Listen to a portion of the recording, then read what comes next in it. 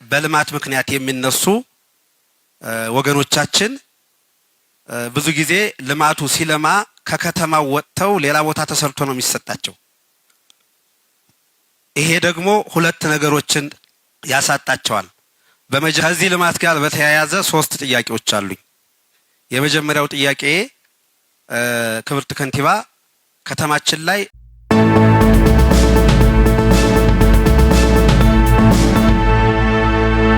በልማት ምክንያት የሚነሱ ወገኖቻችን ብዙ ጊዜ ልማቱ ሲለማ ከከተማው ወጥተው ሌላ ቦታ ተሰርቶ ነው የሚሰጣቸው።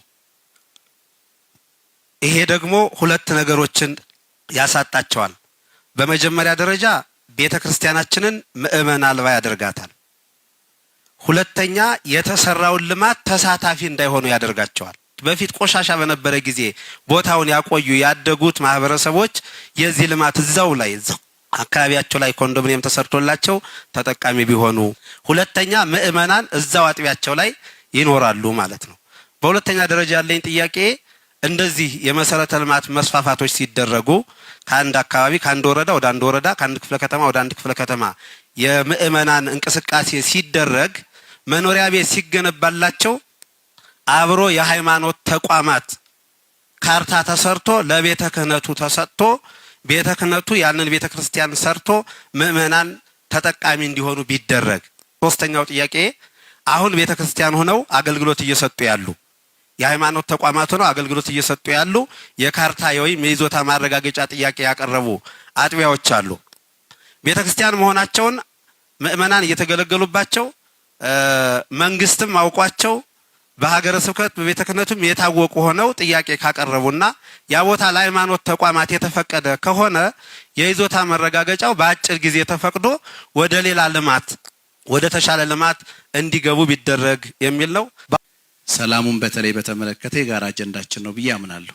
ሰላም ላይ የምንሰራቸው ስራዎች የጋራ ናቸው። ሰላም ተብሎ ሲባል ከተማችን ላይ ያለውን ሰላም ጥሩ ነው። ነገር ግን ለቤተ ክርስቲያን ሁሉም ልጅ እንደመሆኑ መጠን ዳር አካባቢ ያለችውም ሰላም እንደ ኮሪደሩ ጠንከር ብለን ብንሰራበት ጥሩ ነው ብዬ አምናለሁ። ምክንያቱም ብዙ ሰቆቃ የሚታይባቸው እንባዎች የሚፈሱ በየቀኑ የሰው መሞት አለ። ሰላማዊ ነገሮችን እናስተካክል ተብሎ ሲባል ግን በጽንፈተኝነትም በአክራሪነትም መፈረጅ አለበት ብዬ አላምንም። ምክንያቱም ምናያቸው ብዙ ሞቶች አሉ። ከተማችን ላይ የለም እውነት ነው፣ ግን እዛም ያለው ወገን ነውና ማገዝ ካለብን ጭምር እናግዝ። ክብርት ከንቲባ እናግዝ። ከወጣን እንደ አይነት ሰልፎችን እንውጣ፣ አብረን ከናንተ ጋር እናግዛችሁ። መሄድ ባለብን አብያተ ክርስቲያናት ሄደን እናልቅስ። ቤተክርስቲያን መሳለም ያልቻሉ መስጂድ መሄድ ያልቻሉ ብዙ ወገኖች አሉ።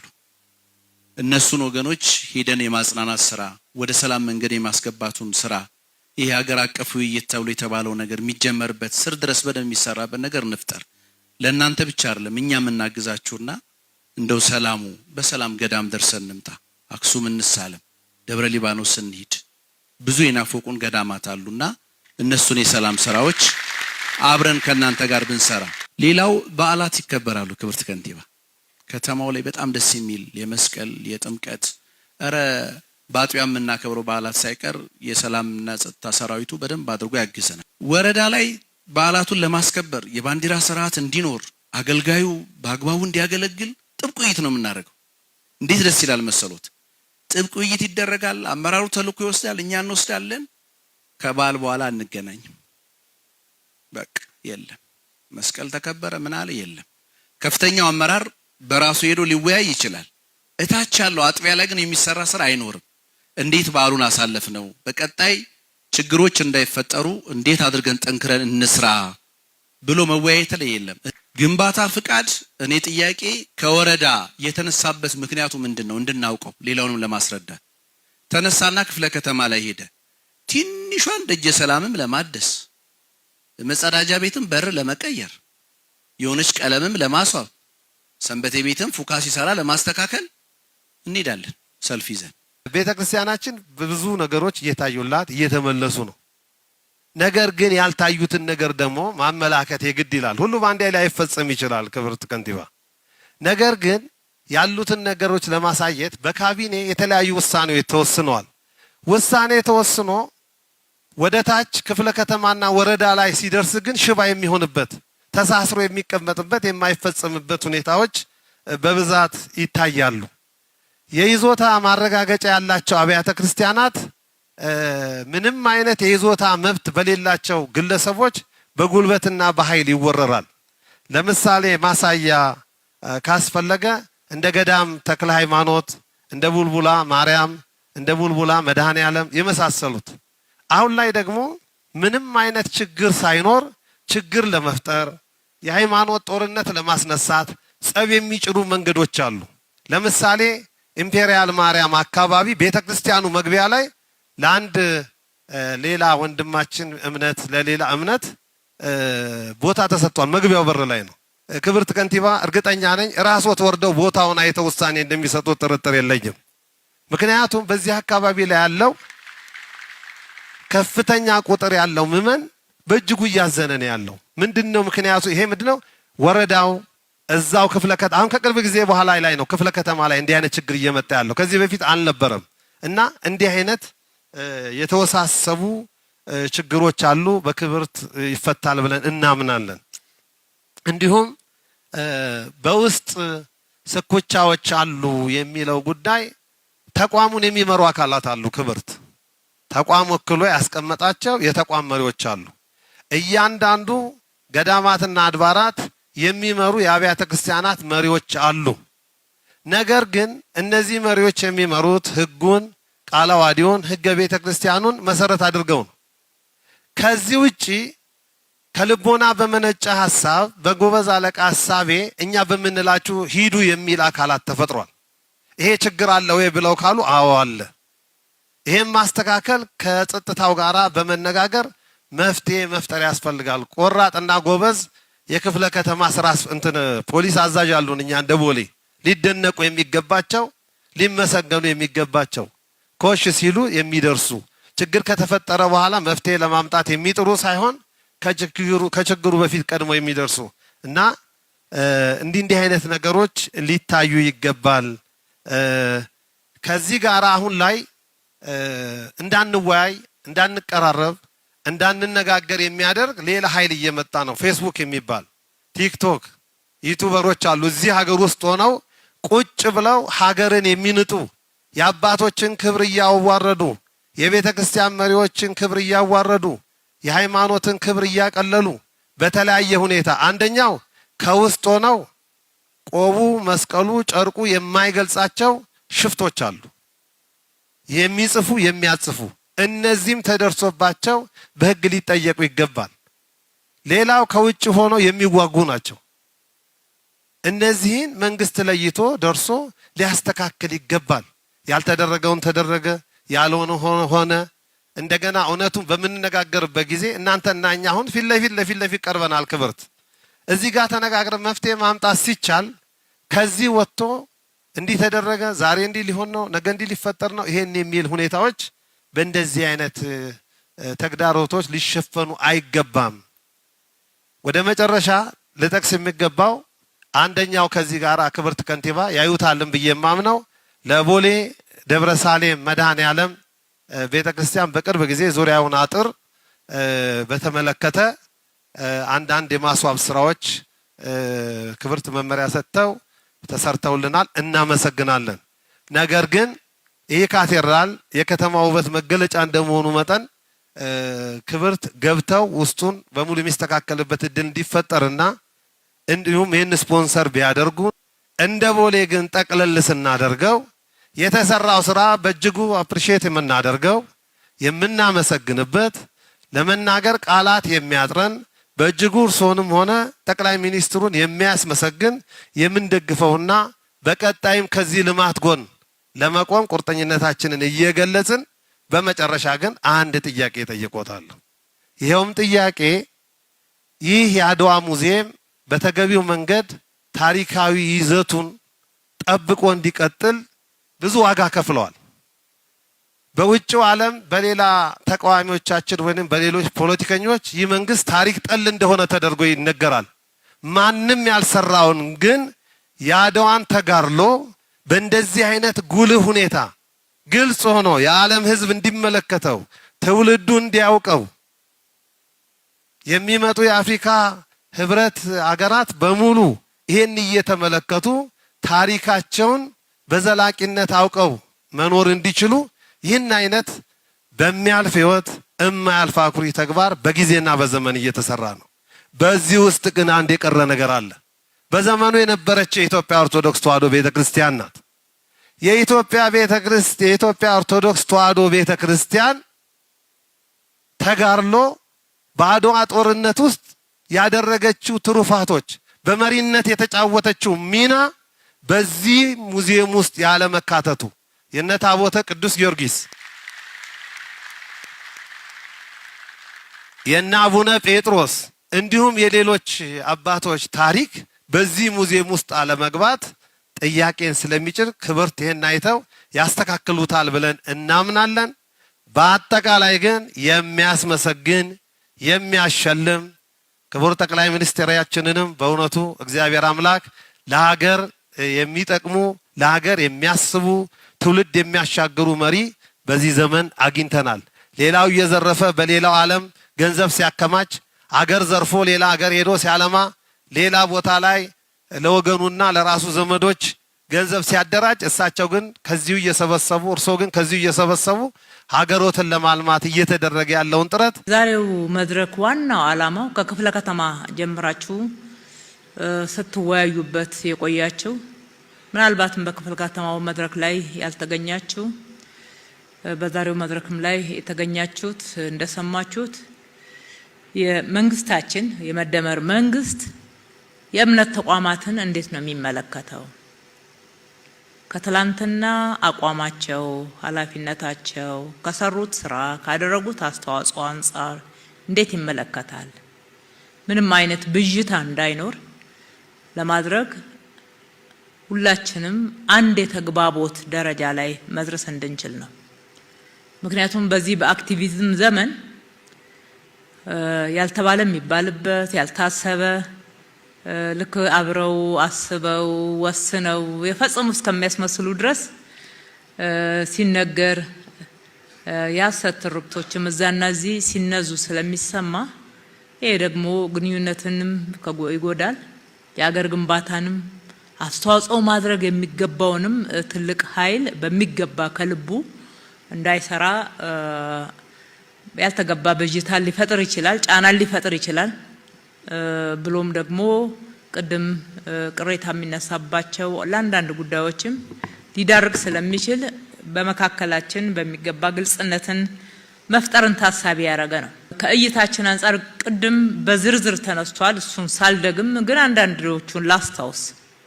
አንደኛ የኢትዮጵያ ኦርቶዶክስ ቤተክርስቲያን አጠቃላይ ኢትዮጵያ ሌሎችንም እምነቶች ቤተ እምነቶች ጨምራ የብዝሃነት ሀገር ናት። ብዝሃ እምነት ያለባት ተቻችለው ተከባብረው አብረው ኢትዮጵያን ያዘለቁ የዛሬዋን ኢትዮጵያ ዛሬ የደረሰችበትን ደረጃ ከሉዓላዊነትም አጠቃላይ ከልማቷም ከሰላሟም አንጻር የዛሬዋን ኢትዮጵያ ዛሬ የደረስንባትን ኢትዮጵያ ዛሬ ላይ የደረሰችውን የያዘችውን ቅርስ የያዘችውን ኢትዮጵያ በመገንባት ሂደት የማይተካ ሚና ተጫውተዋል የሚል ግልጽ አቋም ነው ያለው፣ ግልጽ እይታ ነው ያለው። በዚህ ውስጥ ደግሞ የኢትዮጵያ ኦርቶዶክስ ቤተክርስቲያን የራሷ የሆነ ተክ የሌለው ሚና ተጫውታለች። ሀገረ መንግስት መገንባት ውስጥ ያላት ሚና በግልጽ በታሪክም በእይታዎቻችን ውስጥም የተቀመጡ እንደሆኑ እንድታውቁት ነው። ሁለተኛ ትውልድ ግንባታ ላይ ትውልድም መቅረጽ ላይ ትውልድም ማስተማር ላይ የወል ትርክቶች ትውልድ ጋር ስፍራ እንዲያገኙ እንዲታወቁ ማድረግ ላይ የሀገር ባለውለታነቷን መንግስት በግልጽ ያነሳል፣ እውቅና ይሰጣል፣ እውነትም ስለሆነ። ሶስተኛ የህዝቦች ትስስር ህዝብ ለህዝብ ጥሩ ግንኙነት እንዲኖረው አሁን በተለያየ አክቲቪዝም እንደሚነዛው ሳይሆን እውነቱ ተጨባጩ መሬት ያለው ህዝብ ለህዝብ በተለይም በእምነት ሳይለያይ በአገሩ ጉዳይ ላይ በጋራ መቆም እንዲችል ከሙስሊሙ ማህበረሰብ ከወንጌላውያን ጋር ከካቶሊክ ጋር በተለያየ እምነት ልዩነት ውስጥ ያሉትን እንደ ህዝብ ግን በትስስር አብሮ ከመኖር ጀምሮ አብሮ ሀገርን እስከ መገንባት ጠንካራ ህዝባዊ ግንኙነት እንዲኖር ኢትዮጵያ በምሳሌነት የምትጠቀስ ሀገር ናት። በምሳሌነት የምትጠቀስ ሀገር ናት። በዚህ ውስጥ አስተዋጽኦ በሚገባ ክብር ይሰጠዋል ነው። ሌላኛው ታሪክና ቅርስን ከመጠበቅ አንጻር ኢትዮጵያ ዛሬ ዓለም ላይ የምትታወቅባቸው ቅርሶቿ ጥንታዊት ሀገር ተብላ የምትጠቀስበት 1 2 3 4 ብለን ምን ኮራባቸው ሀገራዊ ቅርሶች ሆነው እንዲጠበቁ በማድረግ በኩል የኢትዮጵያ ኦርቶዶክስ ቤተክርስቲያን የራሷን ሚና ተጫውታለች። ታሪክን በመጠበቅም በማስተዋወቅም ከቱሪዝም መዳረሻነት አንጻር በርካታ ወደ ኢትዮጵያ የሚመጡ ቱሪስቶች ኢትዮጵያን ለመጎብኘት ኢትዮጵያን ለማየት ከሚጓጉባቸው ስፍራዎችና በዓላት አንጻር የኢትዮጵያ ኦርቶዶክስ የተጫወተችው ሚና በሚገባ መንግስታችን እውቅና ይሰጣል፣ ተጫውታለችም ብሎ ያምናል።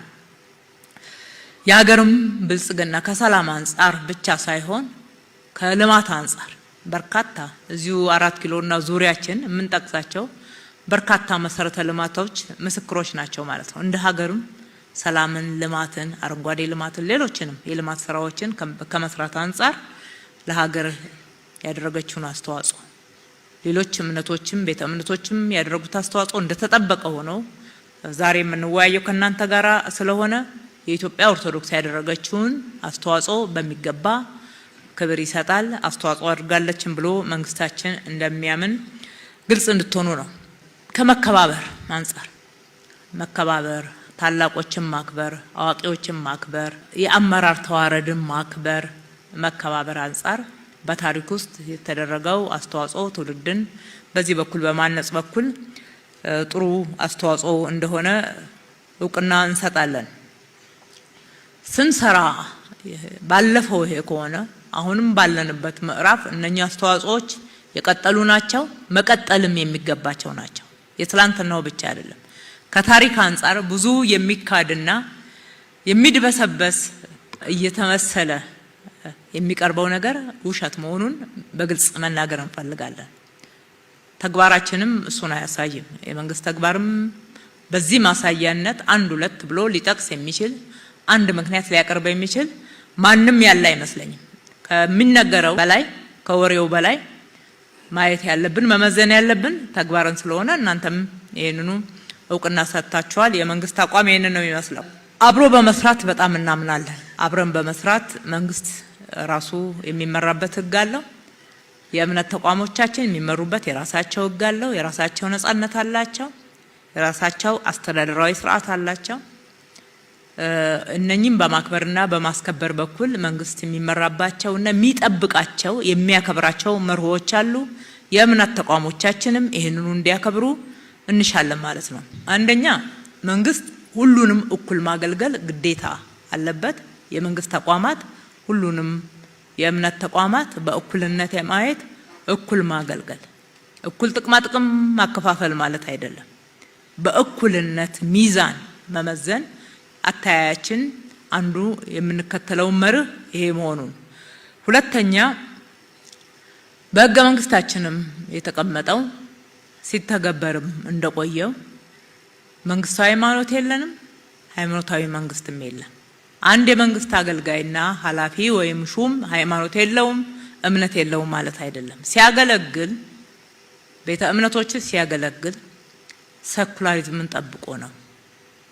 የራሱ እምነት ወገንተኝነትን ጠብቆ ሳይሆን በገለልተኛነት እንዲያገለግል 1 2 3 ተብሎ የተሰጠ የመንግስት ኃላፊነትን ተቋሙ እንደ ተቋም አክብሮት ሰጥቶ ለምእመኑ ደግሞ እንደሚገባቸው እንደየመብታቸው የማገልገል እንጂ የሚያምንበት እምነት ወይም ደግሞ አባል ለሆነበት እምነት አድሎ የሚያደርግበት የሚቀርብበት ሌላውን ገለልተኛ የሚያደርግበትና ወይም ደግሞ እንዳይገለገሉ የሚያደርግበት አግባብን አይከተልም። በዚህ በኩል ችግር አጋጥሟችሁ ካገኛችሁ የግለሰቦች ችግር ነው።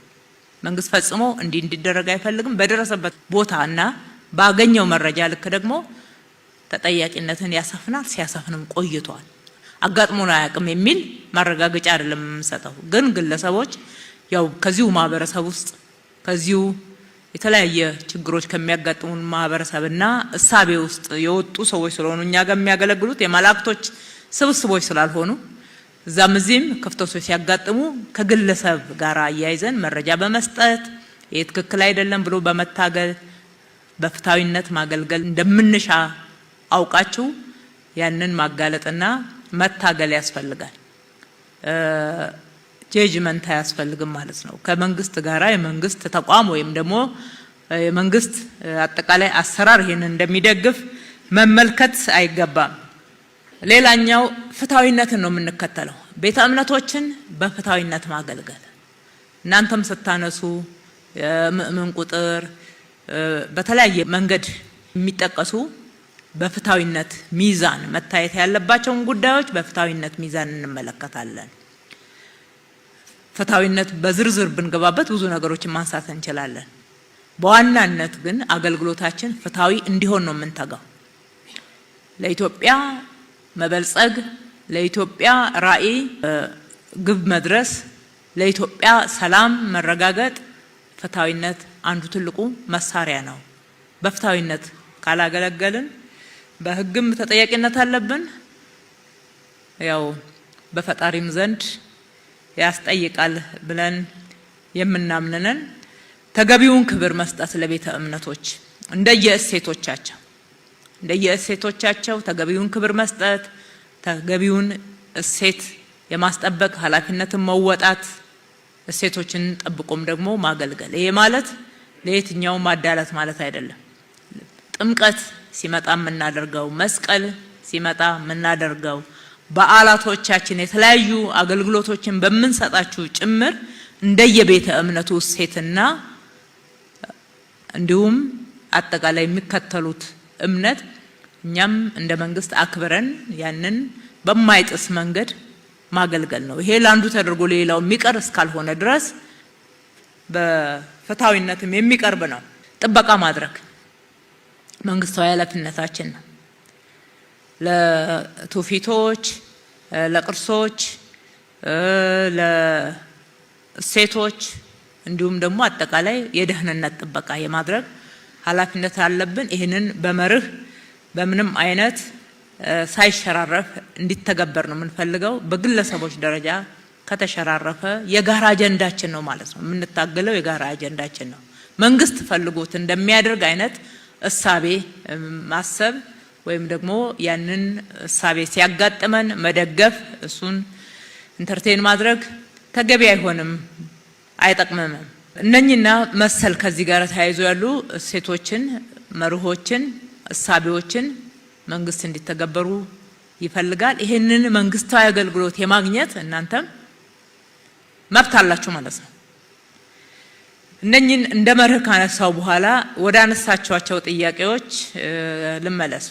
አንዱና የመጀመሪያው ያነሳችሁት ሰላም ነው። ለሰላም በጋራ እንስራ፣ ሰላም ሁሉም ጋር በተሟላ ሁኔታ ይስፈን፣ ግጭትን እናስቀር። ይሄ በእውነት የተባረከ ሀሳብ ነው። ይሄንን ከልብ እንደተናገር ነው ከልብ ከሰራ ነው ኢትዮጵያችን ለጣልቃ ገብነትም ለተለያዩ አላስፈላጊ ግጭቶችም የሰው ሕይወት መጥፋትም የንብረት መውደምም አትዳረግም። ቤተ እምነቶች የመጀመሪያው ትልቁ ኃላፊነታቸው ሰላምን መስበክ ነው። የሰላም አምባሳደር መሆን ነው። የያዛችሁት ወንጌል የሰላም ወንጌል ነው። የምትሰብኩት፣ የምትናገሩት፣ የምታስተምሩት ስለ ሰላም፣ ለሰላም ምእምኑ ቅድሚያ እንዲሰጥ የኛ አባል የሆነ ግጭትን በምንም አይነት በተግባርም ሊሳተፍበት አይገባም፣ በእሳቤም ሊደግፍ አይገባም የሚል እውነተኛ የሆነ አገልግሎት ያስፈልጋል ማለት ነው። ይሄንን ባለማድረግ በውስጣችሁ ያሉ ክፍተቶችን ደግሞ ተነጋግራችሁ ለመፍታት በምንም አይነት ወደ ኋላ ሊባልበት አይገባም። በኋላ ጉዳቱ የጋራ ነው። እንዳየነው ነው። አሁን ውጤቱ ላይ ብቻ እዛና እዚህ ግጭት አጋጥሞን ጉዳት ሲደርስ የምንነጋገር ከሆነ ምንጩን ካላደረቅን ጉዳዮች ወይም ደግሞ ኬዞች ሲያጋጥሙን ያችን ኬዝ እየተነጋገርንባት እሷን እየፈታን እንሄዳለን። ደግሞ ቦታውን ቀይሮ ያጋጥመናል። ለምን አንድ ሆነን እጅ ለእጅ ተያይዘን ከልብ ምእመኖቻችንንም እየመከርን እየገጸጽንም በአስተምሯችን ሁሉም የሰላም አምባሳደር እንዲሆን አናደርግም። አንዱ ኃላፊነታችን በጋራ መወጣት ያለብን ይሄ ነው። ሰላም በእያንዳንዱ ሰው እጅ ነው ያለው። ከጣል ነው ዋጋ ያስከፍለናል። መንግስት ግን የማስከበር ኃላፊነት ቢኖርበት ምንጩን ማድረቅ ላይ ግን ለግጭት ምክንያት የሚሆኑ ሰላም ቀጣይነትና ዘላቂ እንዳይሆን የሚያደርጉ ምክንያቶችን ማስቀረት ላይ ግን የጋራ ኃላፊነት አለበት። ሰው ነውና እየፈጸመው ያለው። ወዴት ሄደ ግብረ ገብነት? ሞራል ወዴት ሄደ? እንዴት ወንድሙን ይገላል? በጸሎታችን ይሁን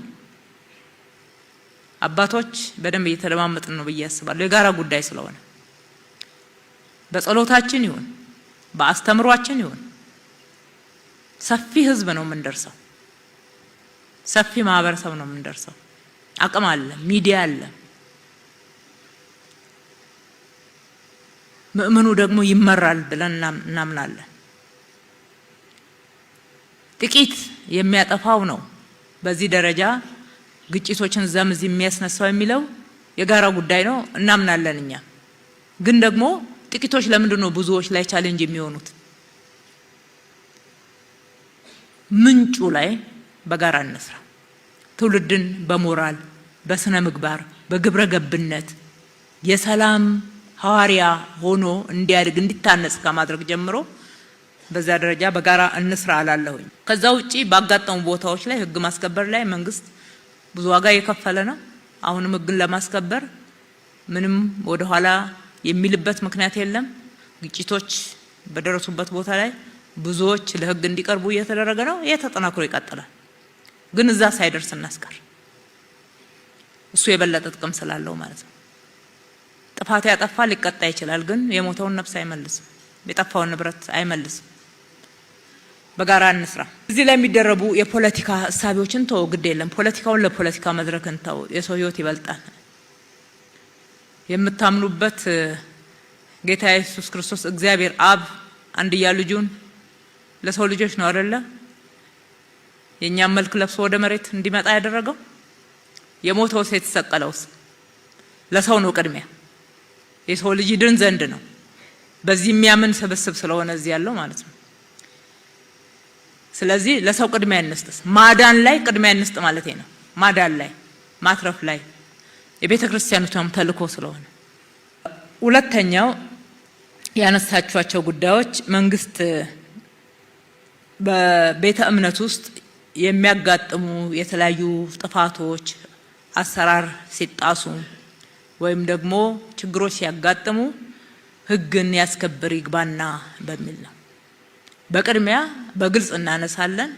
መንግስት በቤተ ክርስቲያኑ አሰራር ውስጥ ጣልቃ ይገባል። ጣልቃ በመግባትም ችግሮችን አይፈታም። አንድነታችሁን እንድትጠብቁ ነው መንግስት የሚፈልገው። እንድትከባበሩ ነው መንግስት የሚፈልገው። ለሀገረ መንግስት ግንባታ ቅድም ላልኩት ለሰላም፣ ለልማት፣ ትውልድን ለማነጽ ጥሩ ስራ ሊሰራ የሚችለው ውጤታማ ስራ ሊሰራ የሚችለው ውስጣዊ አንድነታችሁ ተጠብቆ አባቶች ተከባብራችሁ የአሰራር ተዋረዱን ጠብቃችሁ። ኢትዮጵያ ኦርቶዶክስ ቤተክርስቲያን በዚህ ትታማለች እንዴ? በጣም እኮ ልምዷ ብዙዎች የቀዱት እኮ ነው። ይሄን አታበላሹት። ለሀገርም ስለማይጠቅም ይሄን አታበላሹት። አሰራር ያላት ቤተክርስቲያን ናት። ህግ ያላት ቤተክርስቲያን ናት። በህግ በአሰራር በአስተዳደራዊ ስርዓቶቿ ውስጣዊ ችግሮችን በሰከነና በሰለጠነ መንገድ መፍታት፣ በመደማመጥ መፍታት፣ በእምነቱ አስተምሮ አግባብ መፍታት፣ ማዳፈን ሳይሆን መፍታት ይጠቅማል።